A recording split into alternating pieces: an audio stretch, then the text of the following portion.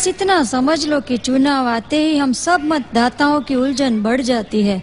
एक साफ सुथरी सरकार बन जाए तो देश की तरक्की हो। हाँ, सच कहा मौसी आपने। कंफ्यूजन वाली बात तो है ही ये। लेकिन बेटा, बिना सोचे तो वोट नहीं दे सकते ना। बुरा नहीं मानना, लेकिन वोट मांगते हो तो इतना तो पूछना ही पड़ता है कि पार्टी के नेता कौन है, उनकी नीयत कैसी है, पार्टी के मैनिफेस्टो में क्या है। नियत का तो क्या है मौसी, एक बार मिली जुली सरकार बना ली तो बस नियत तो अपने आप साफ हो जाएगी। तो क्या अभी नियत साफ नहीं है? नहीं नहीं मौसी, ऐसा मैंने कब कहा। नियत तो साफ है पार्टी की, लेकिन हर बार तो सरकार नहीं बना सकती ना।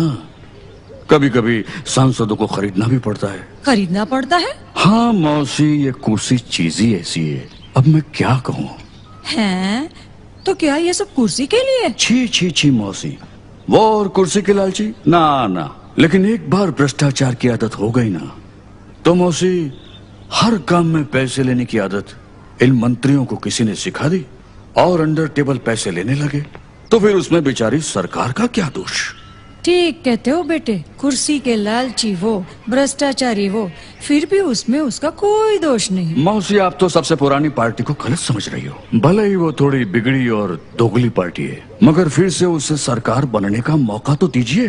भ्रष्टाचार की आदत तो सिर्फ 5 साल में छूट जाएगी।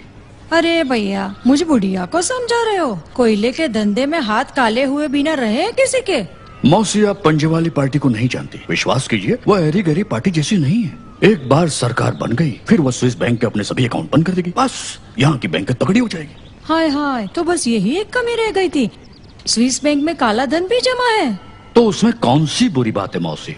स्विस बैंक में खाता खुलवाने तो नेता, मंत्री और कई बड़े बड़े उद्योगपति भी चाहते हैं। हाँ। अच्छा, तो भैया ये भी बताते जाओ कि तुम्हारी ये गुणवान पार्टी के नए वारिस कौन है? बस मौसी, राहुल बाबा ने हाँ कहते ही हम आपको खबर कर देंगे।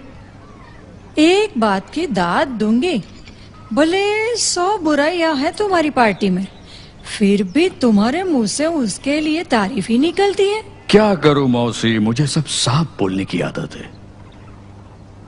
तो मैं आपका वोट पक्का समझूं? पक्का? भले मुझे मेरी उंगली कटवानी पड़े, लेकिन मैं ऐसी पार्टी को वोट कभी नहीं देने वाली। मतदाता हूँ, कोई बेवकूफ नहीं। अजीब बात है, मेरे इतने समझाने पर भी आपने इनकार कर दिया। बेचारी पार्टी न जाने कैसे जीतेगी।